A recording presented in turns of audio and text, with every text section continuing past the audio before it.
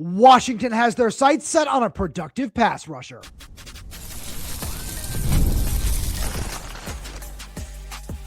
You are Locked On Huskies, your daily podcast on the Washington Huskies, part of the Locked On Podcast Network, your team every day. Welcome back into another edition of the Locked On Huskies podcast. I'm Roman Tomashoff. I'm the site editor with Huskies Wire. Thanks for making this your first watch or first listen of the days. We are part of the Locked On Podcast Network, the #1 sports podcast network. And just a quick reminder to all you everydayers out there, wherever you're getting this podcast, YouTube, Spotify, Apple Music, Amazon Music, whatever that might be, please make sure to click that subscribe button, click that little bell as well, so you never miss when we post a new show. Plus, if you have any questions, comments, concerns, drop them right down below in the comment section. And if you're audio only, please, if it's a 5-star review, as it does help the show out a lot. Now, I got a really fun show coming at all you everydayers out there on this Thursday. I want to talk about Washington's coaching staff on the road with the 2027 class, some new targets, some big-time targets that they've stopped in with over the last couple of days. Speaking of big-time targets, Washington is sitting in a great spot with a couple of them. We'll talk about that a little bit later on, but according to On3's Pete Nakos, one of Washington's new transfer portal targets along the defensive line emerged on Wednesday morning. That's Josiah Graham from Monmouth University. That's another FCS school where Washington has, I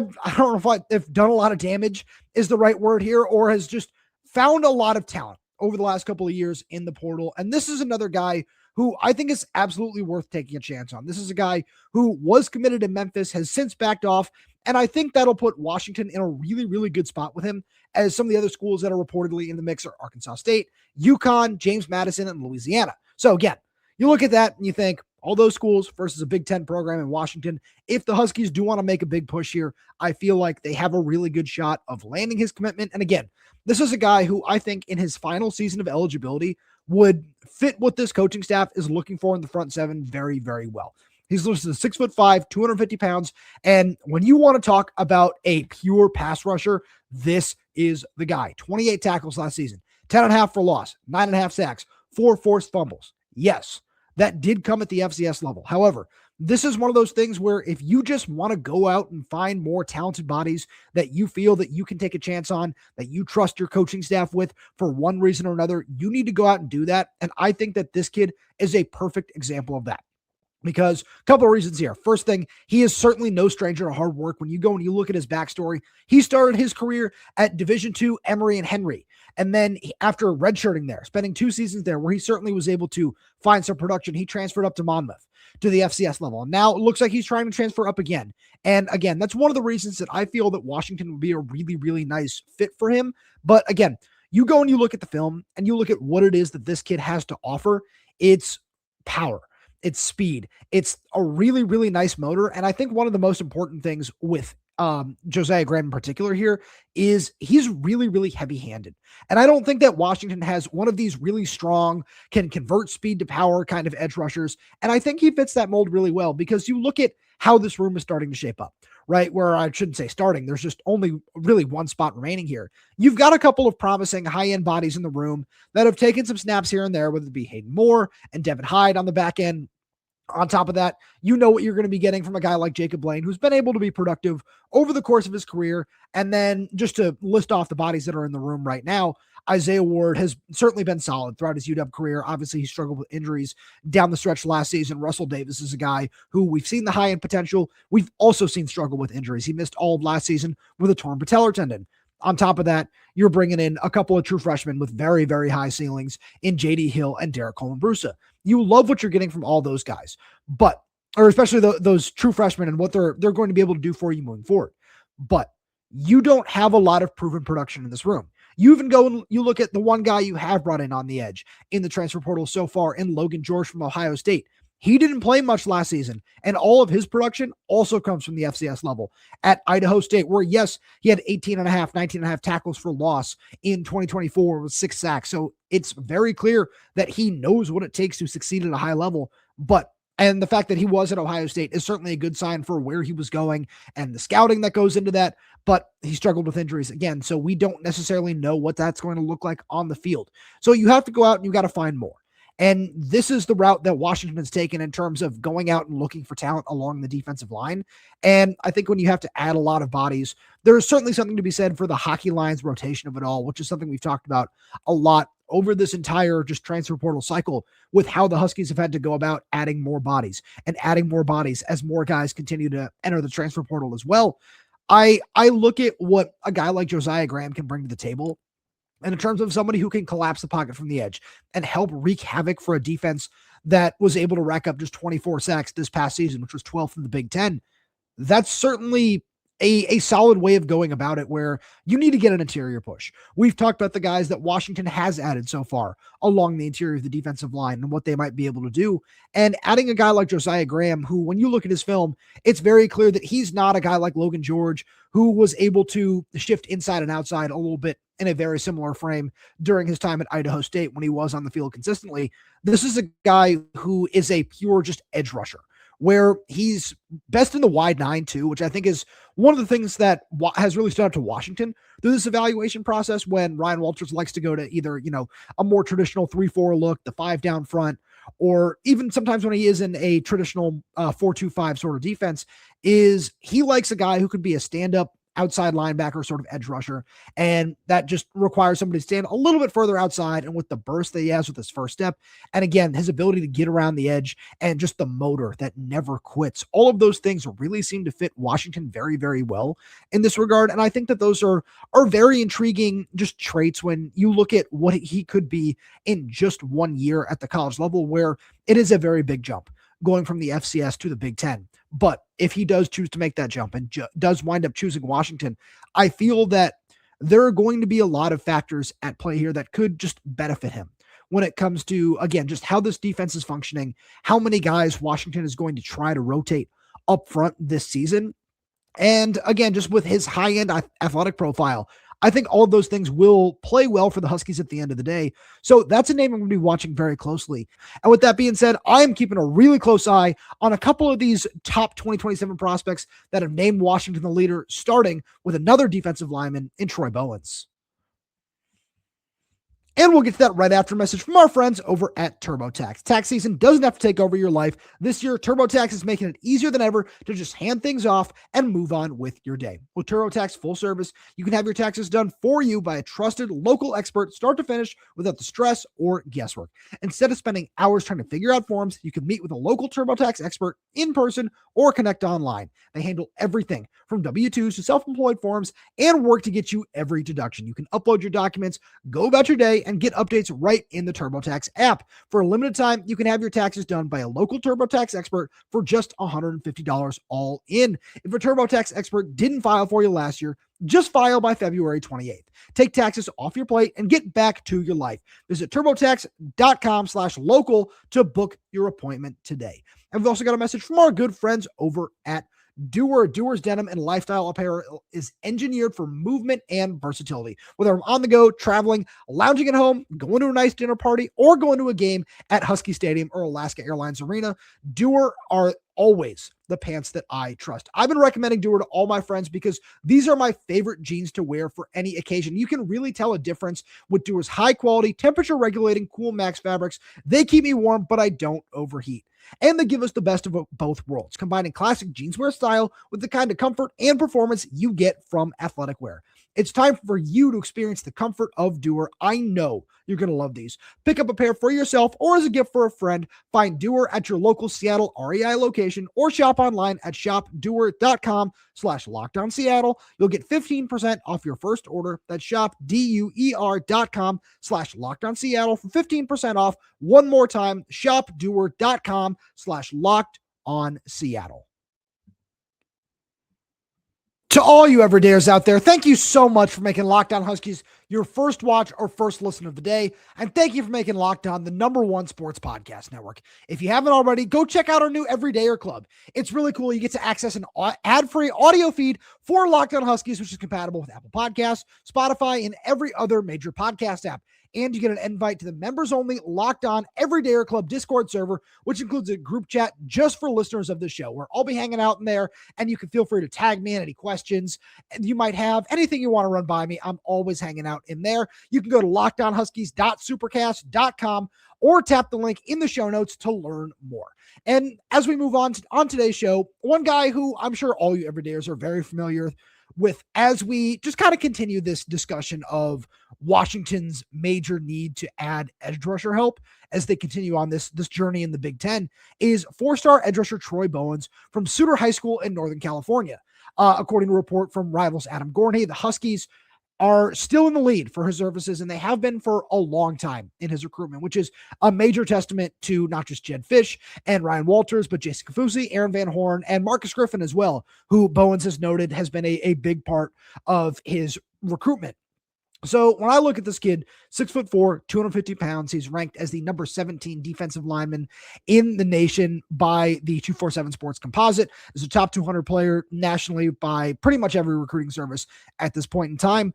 Washington, obviously, is sitting in a great spot here where they were able to get him to come up for an unofficial visit for the weekend of the Ohio State game last September, which is obviously, like I was saying, when they took the lead for his services. And it seems like the other teams that are really heavily in the mix here are Cal, Oregon, and Stanford.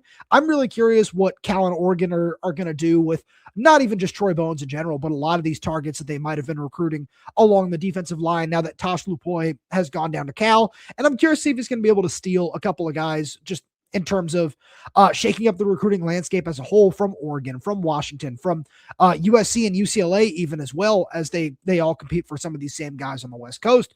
But I feel really good about where Washington stands with Troy Bowens as of right now, because this is, again, just a target they've been after for such a long time. And I love how he fits the system. At 250 pounds, the way that he moves is just so impressive because he's so explosive. He's, in a lot of ways, I don't think he's necessarily as advanced technically or as elite of an athlete, because it's unfair to compare a lot of guys to Laiatu Latu. But I feel like in terms of where he is as a prospect right now, in terms of his development and his disruption after he had 33 tackles for loss and 13 sacks this past season at Suter, I feel like he is just somebody that Washington absolutely needs, because let's say they do land Josiah Graham, who we were talking about a little bit earlier, right? He's going to be gone after 1 year, and I feel like we might see some turnover in that room in the not too distant future with Jacob Lane being a senior, and then Isaiah Ward and Russell Davis, where both of those guys are listed as seniors. I feel like their eligibility might extend for an extra year depending on some redshirt situations with injuries and whatnot. So getting as much help in the 2027 class on the edge is crucial for that reason, along with everything we were talking about a little bit earlier with just the need to create more disruption at the position. And Troy Bowens, with his athleticism, with his first step quickness, and the power that he does have in his frame, and the understanding that he has for how to use his strength already at this point in his career, are all things that are so advanced and should get him on the field early at the college level. And while that certainly shouldn't always be the goal along the defensive line, if Washington can add as many of these high impact bodies as possible, all of these struggles that they've had along the defensive line in recent years in terms of getting after the quarterback, even before Jedd Fisch showed up, if you're able to add more guys in that vein who can just impact the game early and often because of their size, because of one elite trait or whatever else it might be, you have to go out and find a way to secure some of those guys. And I think that Troy Bowens is the top true outside linebacker edge rusher target that Washington has right now in this class. And the fact that they're doing this well for him early on is a really great sign. Obviously, there's a long way until signing day, though. So you have to keep up this energy and this passion and try to get him on campus for a junior day, whenever that might come about. Get him on campus for an official visit over the summer. Maybe try to bring him back up for an unofficial during spring practice as well, if that's possible. He's a guy I'm going to be watching very, very closely, because as this defensive line class shapes up, we talked about John Iowane the other day and some of the other guys that would also potentially be in this mix for just the high end of Washington targets right now, like Tavita Nonu from O'Day High School here in Seattle. All of those guys are equally as critical for what Washington is building. So watching how this is going to shape up is going to be a very, very interesting just development over the next couple of months. And speaking of an interesting development, another guy that Rivals Adam Gorney talked to was 4-star quarterback Sione Cajo from Lincoln High School down in Tacoma, who is the number 2 the number 2 player in Washington State, number 16 quarterback in the 247 sports rankings. And this is a kid who he told Adam Gorney that he was drawing close to making a decision, and that it was going to be end of January, early February, somewhere in that range. And he's going to be deciding between Cal, Duke, Oregon, Stanford, and Washington. And he's another guy who said Washington is in the lead right now. Washington has been recruiting him really hard with joint efforts from Jedd Fisch, Jimmy Doherty, JP Losman. And the Huskies have done a really good job with this kid who really blew up at the Polynesian Bowl a couple of weeks ago, where he starred against top talent, and all the talent evaluators that were down there named him the top quarterback of the week, which was really great to see. And he's got the arm talent, because it's interesting how his recruitment has played out. The schools that I just listed off are about half his offers. And for somebody as talented as him to fly under the radar like that and not necessarily pick up, the typical number of offers that we'll see from some of these high-end quarterbacks where it's 25, 30 plus offers, I think it's very interesting. And I don't want to say that that's what gives Washington an edge. They have an edge because they've been recruiting just their butts off to get this guy since his freshman year. And I think that they're sitting in a really good spot because of all that. And I'm curious to see how this shapes up down the stretch, because like I was talking about with Troy Bowens, Sione Kaho is somebody you want to get on campus as much as possible. We saw that a lot over the course of the season, where he came to 3 or 4 different games. And after saying that he wanted to make his decision soon, he put out a tweet this morning, as I'm recording this on Wednesday, saying that he's not going to be making his decision at some point soon. So it seems like he's just pushing that date for one reason or another. And I want to see if Washington can try to find a way to move that timeline up or accelerate it by getting him on campus again, because they just seem to have had such a great impact on him. And it seems like the Duke and the Stanford educations have really just swayed him in that regard in terms of why he's considering them so heavily. And we know that Washington is right up there in terms of offering a world-class academic. So if you're able to get him on campus again in that regard, you might be able to sway him a little bit further. So the biggest thing that I'm watching with all that is when he might want to come up again for a visit, because if it is going to be for a junior day, it felt like that might be at some point soon with Oregon coming up this Sunday on the basketball court. So maybe that was going to be a nice time for Washington to throw that together. But with the NFC Championship game being in town, there are a couple of factors that might delay that. And the more I look at it, when you really look into this basketball schedule, you want to have it coincide with a game just so you can just have a nice environment that isn't necessarily just all fabricated by the football coaching staff and everything, where it's something it's, hey, look, this is the kind of environment you'd be walking into at UW.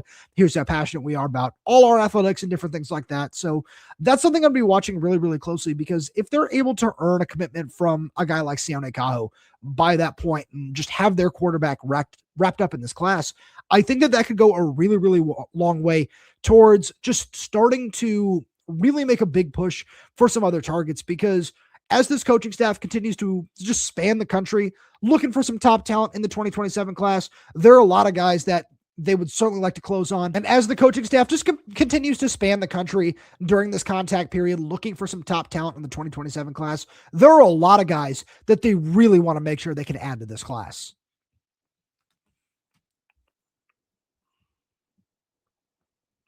Coming down the stretch here today, let's talk about some of these other players that Washington's coaching staff has gone on the road to visit.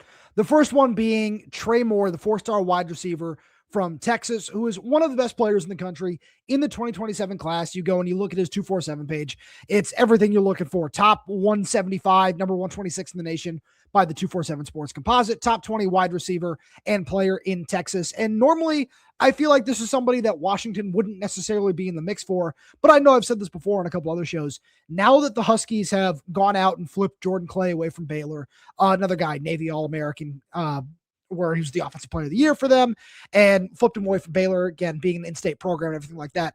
Seeing the Huskies go out and win a battle like that, I feel like Kevin Cummings has gained a solid foothold in the state of Texas. And if he wants to go down there and believes that he can pull a player like Trey Moore out of there, I feel like you have to give him a little bit of trust in that regard, and a little bit of, if you're Jedd Fisch and that coaching staff, say, okay, yeah, let's see you go do something like that, because this is a kid who was on campus in October last year for Washington's matchup with Illinois. So he has been on campus, knows a little bit about what it's like on a game day here in Seattle. So I think that's really important, because he is, again, one of the best players in the country with 40 offers. This is someone who I know the coaching staff believes that if he does come in, could play right away as a true freshman. He's got that kind of talent. And I think that Washington's recruitment of him, when you look at how they've prioritized wide receiver in this 2027 class, I'm very interested in it for a couple of different reasons. One is they're certainly taking a very different approach than they have in the 2025 and 2026 classes, where it's been mainly in guys who will fill up the Z and slot receiver spots and guys who have the versatility and the athleticism to just kind of flex between the two. Now, when you look at what you're getting from someone like Trey Moore, it's a big go win outside the numbers and contested catch situation kind of guys. And you already see one of those in this class in Braylon Pope, right? And then you go see who the Huskies have been just kind of in the mix for recently.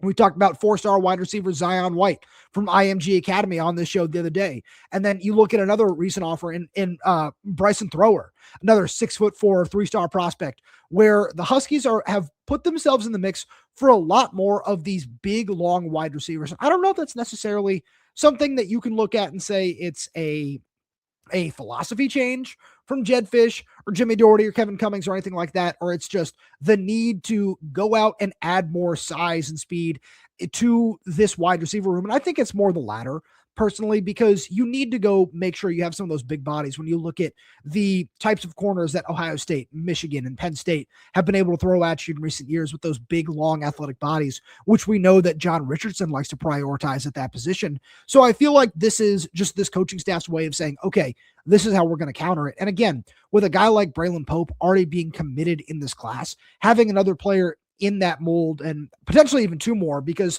I'm curious to see. I think that Washington is only going to wind up taking 3 receivers in this class as of right now. I feel like things could change, and this isn't necessarily the way that I would go about it, but I think it's worth mentioning because after you lose 4 wide receivers to the transfer portal, you lose 2 more to the NFL draft in Omari Evans and Denzel Boston. The room is a little bit thinner than I think they'd like it to be. So if they want to go out and wind up taking 4, at the very minimum 4 for the third consecutive class, I can't say I'd be shocked because they just keep coming up empty in the transfer portal. Full disclosure, I recorded something about this a little bit earlier on in the show, but because he has since committed to Stanford, wide receiver Nico Brown, the Yale pass catcher, I think that Washington might just wind up reallocating at this point in time, because unless there's, somebody from Indiana or Miami who enters the transfer portal, maybe they want to go after a guy like that, which I think is still certainly possible since all those kids that played the national championship have a couple more days to decide if they want to stay at their current program or enter the portal. That's something I'm going to be watching, but I don't know. I just feel like with the way that this staff has prioritized just recruiting from the high school ranks, for better or worse, you can think of that what you will. I just think that is not necessarily going to be the biggest surprise if that does wind up being the case, because that's just what this staff likes to do. They like to take in these young guys from the high school ranks, get them on the field early, try to develop them, and just make sure they can see things through, where obviously that's not going to work out 100% of the time. And we saw that at this position with Raiden Vinesbright, where Washington certainly liked what he brought to the table, but for one reason or another, he chose to enter the transfer portal. He winds up closer to home at Arizona State.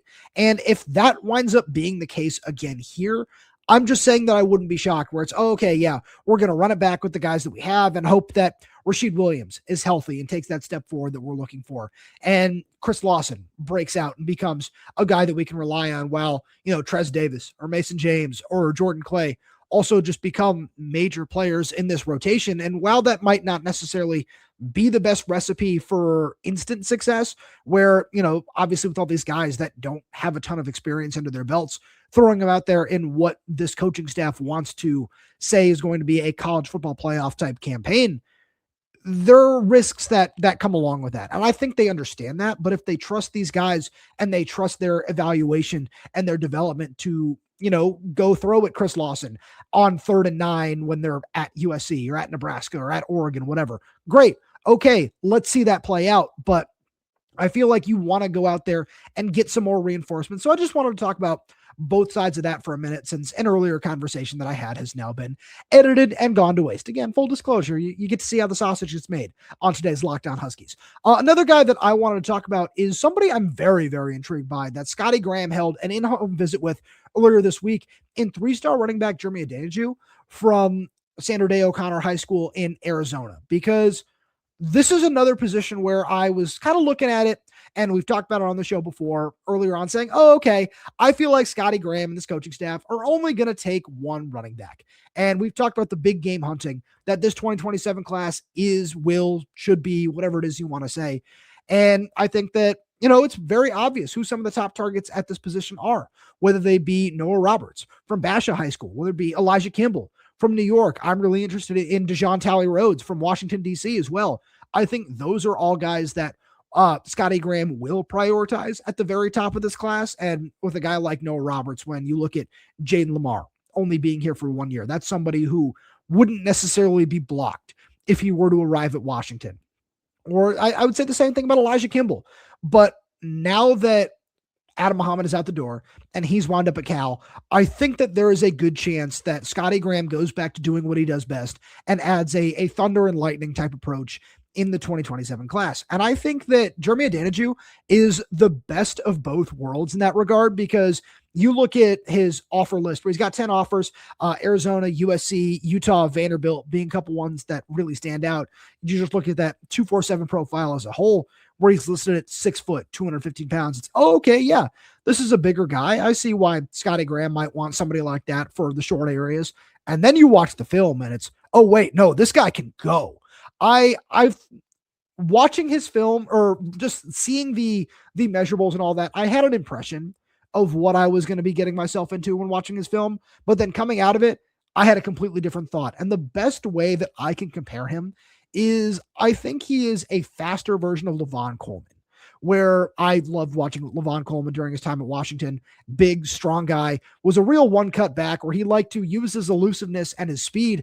And I think that Jeremy Adeniju is a guy who has all of those same traits and that same athleticism, and could really be a big piece at the college level, where there's so many times where you see him running through just wide open lanes in the Sandra O'Connor offensive line, and he's able to get to the second and third levels in a flash, and he's able to still turn it on and just get to the end zone where he's got that extra gear. He's really good at eliminating angles and doing different things like that as well. And it's not just in, inside zone or anything like that. He's able to get around the edge and beat linebackers and corners and safeties to the edge and then turn the corner. I really like the way that he does all of that. And this is where I'm really curious about what he's going to bring to the table, because if Washington does want to prioritize a guy like that, it's still in the same vein, wouldn't necessarily preclude you from taking a Noah Roberts or an Elijah Kimball or whoever else it is that you believe that can be that, high-end running back one for you. And I'm not saying that Adeniju can't be that, but it's just in terms of with how these classes have always worked out for Washington, they want to take those two guys and just really reload that room with talent. And this is a class where you're only going to wind up losing one guy, but since now you're still down 2 scholarships from where you wanted to be, I would say, with the loss of Adam Muhammad, and then since he would have been a senior in 2027, plus the loss of Jaden Lamar, who'd be in his final year of eligibility, I think that going out and taking a guy like this from the high school ranks and it would be an intriguing long-term addition, because I just think that Adam Muhammad's departure just changed what the plan at running back is for the long term. And I think that this is something that Washington could rebound from quite well through the high school ranks with how Scotty Graham has proven he can be on the recruiting trail since he arrived at Washington. So that's a name I really wanted to throw out there, because there really wasn't a lot to talk about at the running back position, because it was, all right, are you going to get Noah Roberts? Are you going to get DeJoun Talley-Rhodes or one of these other high-end guys that you're in on? And I think that this approach has changed. And again, while I think Washington can still go out and win the battle for one of those guys, adding somebody else in this vein to just go out and add high-end depth to this room is going to be a very, very important thing as well. But that's all I got for you today. We'll talk about that more later on. If you like what we have to offer here on Locked On Huskies, we're always bringing you the latest in football, basketball, recruiting, everything around the world of UW athletics. You're going to find it all right here. So please make sure you subscribe wherever you get your podcast, whether that's YouTube, Spotify, Apple Music, Amazon Music. We're there. We're everywhere. We're updating this channel with new content every single day. So please make sure to click that like button, click that little bell so you never miss when we post a new show. Plus, if you have any questions, comments, concerns, drop them right down below in the comment section. And if you're audio only, please give us a 5-star review, as it does help us out a lot. Thank you so much for tuning in, and we'll talk to you on Friday.